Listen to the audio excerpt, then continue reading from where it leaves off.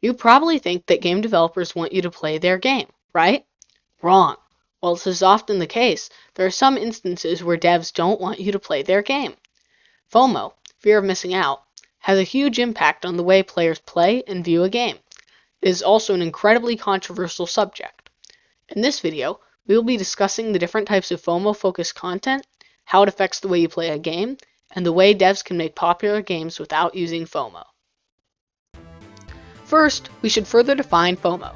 FOMO happens when developers give players access to content for a limited period of time. This causes some people to think they'll miss out on whatever content it is, and so make them more likely to play during this time. Now, FOMO has a pretty bad reputation, but that is mostly because designers often use it in unethical ways. The largest problem with FOMO content is that it can cause effects similar to addiction, such as wasting your time and money. If devs chain one set of FOMO content after another, they can keep players hooked. While having players play a game too much is not necessarily a bad thing, in fact it could mean the game is amazing, the big problem here is the method used to get this outcome. The way FOMO works, players literally don't have a choice about it. Buy and play the game, or never get to do so again. How ethical the method is depends on how much of a choice players have. A good and ethical game is like a good book. You could put it down and come back to it, and everything would be just fine. You just don't want to put it down because it's so good. An unethical game is like an addiction. You keep playing, even if you don't want to, because you have no choice, or if you do have a choice, it feels incredibly punishing to choose not to play. There are actually several different types of FOMO, which vary in how moral they are to use. The first and arguably worst type is paid limited time content. This is when the devs offer a piece of content for sale, and after players have already bought it, they take it all away after a period of time. A great example of this is Destiny 2. Destiny 2 has a long history of getting players to buy content and play it, but then the devs will remove that content from the game. There are so many problems with this that could go into an entire video by itself, but one of the key things here is that this is almost always a one-time purchase. It was not a subscription that expired. The player bought something, used it, and it was then taken from them. This is still legal because the devs do normally tell you that it is a limited time only, but it is still a problem. Now there are a couple subtypes within this type. First, we have main game content. This is extremely bad for a game to have as limited time content because it could lead to a new player being confused at having missed a huge part of the game, and it also abuses FOMO to an even greater extent. The next subtype is expansion content. This is content that, while often quite significant, isn't necessary for the main game. This isn't as bad as limited main game content, but it's still not good for a game to have limited time only expansions.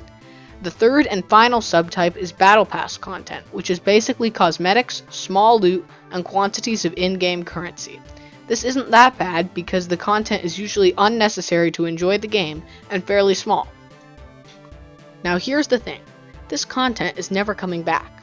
That means this is the player's only chance to play this part of the game. That's how they generate so many sales. Another thing is that the devs actually like it when you miss this content or don't play it, because when you come back and it's gone, the full realization hits you of the fact that you missed your chance and the FOMO increases. Another type of FOMO content is unlockable limited time content. This is almost the exact same as the first, except the player does not have to pay to get this content. This means it is purely a strategy to get more players to play during this period of time, not to make money. However, it still has the same problems as before. Sometimes the devs will even combine these types and sell content that you then have to unlock by playing the game, and it will still be removed after some time, which is the absolute worst way they can implement FOMO. Now, after all that, it may seem like FOMO is never a good thing, but there are a few cases where that is not true, so let's talk about them. The first is repeated content. This is when the devs offer free content that the players can play during certain periods of time, such as seasonal events. The main reason this is okay is because it never actually is removed from the game. This means that the players will always be able to access it at some point each year. Another type is a launch bonus. This is special bonus content or cosmetics only available to people who buy the game at launch. This is where the line gets a little hazy, because some people think it is unfair to only give stuff to people who are able to buy early. I would say it is a valid strategy to use because it means that you are recognizing players for supporting the game early on. However, this is only true if the game is not a multiplayer game. If it is a multiplayer game, then devs should not give some players access to content that might be more powerful than other content the other players who didn't buy the game early enough have available. This is especially true in competitive multiplayer games because then it is reducing the fun for others. This means you are effectively reducing the value of the product for other players to increase the value of your product, which is basically theft. So, now that we've talked about the different types of FOMO content and how it affects you, and before we dive into how games can still be successful without using FOMO, I'd like to thank this commenter for suggesting the video idea. And if any of you guys watching have ideas for videos you'd like to see me make, please leave a comment down below. And while you're down there, maybe like and subscribe. It would really help the channel, and it doesn't take much time. Anyway, let's get into some games that became popular and didn't use FOMO. Now, I know there are a ton of these, but there's a couple that I think really emphasize that you don't have to use unethical tactics to have a popular game. The first is Deep Rock Galactic. This game is awesome. It is a perfect example of a live service game done right. The developers of this game knew what they were doing when they made this game. Deep Rock Galactic has a battle pass, which the game calls a performance pass, but it doesn't cost money, and more importantly, you can access whichever pass you want whenever you want and play through the content that season has to offer. And this strategy, along with many others used in Deep Rock Galactic, has really paid off. Deep Rock Galactic has sold over 10 million copies. Another example is Helldivers 2, with its War Bonds. War Bonds are very similar to Battle Passes, where you have to buy each one individually, but you will always have access to them once bought. This means there is no feeling of the possibility of missing out on the content in the War Bonds. You do have to purchase them separately instead of them being free content like in Deep Rock Galactic, but that's okay. Helldivers 2 is also an extremely successful game. As you can see, it is very much possible for games to become successful or popular without using unethical tactics such as FOMO.